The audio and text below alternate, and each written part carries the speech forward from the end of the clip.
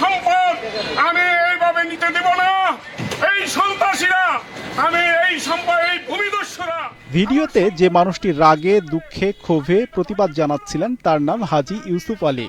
তার অভিযোগ, গত 28 বছর ধরে তিল তিল করে যে মার্কেট গড়ে তুলেছেন তার দখল নেওয়ার চেষ্টা করছে একটি মহল। এই রূপালী কাঁচা বাজার আজ থেকে 30 বছর আগে ছিল। এই এলাকা যারা পুরনো বাড়িঘর ছিল, যারা নতুন বাইরে এখানে আসছেন বাড়িঘর করছেন, আপনারা দেখেছেন। নারায়ণগঞ্জের ফতুল্লার তক্কার মাঠ এলাকায় এই মার্কেট। এর সামনের চত্বরটিকে তিনি যেন প্রতিবাদের মঞ্চ করেছেন, চাইছেন অন্যদেরও সহযোগিতা। আমি একা দেখা আজকে আমার উপরে এই সমস্যাগুলো তৈরি হচ্ছে। আশেপাশে ভাইয়ের আপনারা যারা আছেন, আপনারা একটু উপলব্ধি করেন। আমার দেখা দিয়ে আজকে আমি যদি সাফার হই, আমার মতো আরো বহু মানুষ সাফার হবে এলাকায়। আপনারা আমার সাথে একাত্মতা পোষণ করেন। এই ধারাবাহিকতা চলতে দেওয়া যাবে না। এই ধারাবাহিকতা বন্ধ করতে হবে।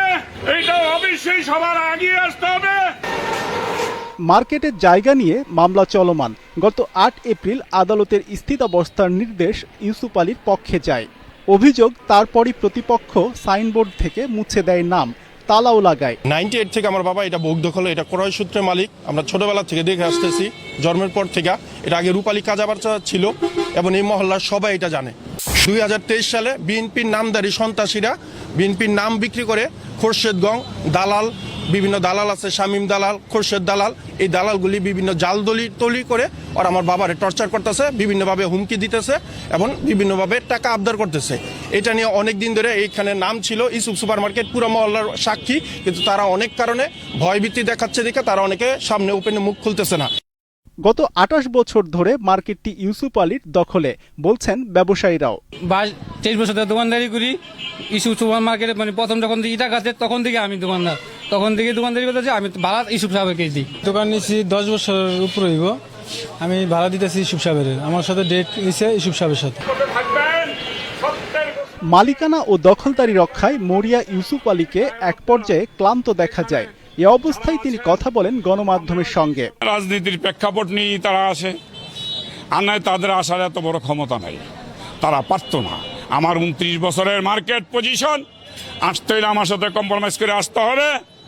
জানা যায়, মার্কেটটির প্রথম নাম ছিল রূপালী কাঁচা বাজার। 2005 সালে একতলা পাকা ভবন করে নাম দেওয়া হয় ইউসুফ সুপার মার্কেট।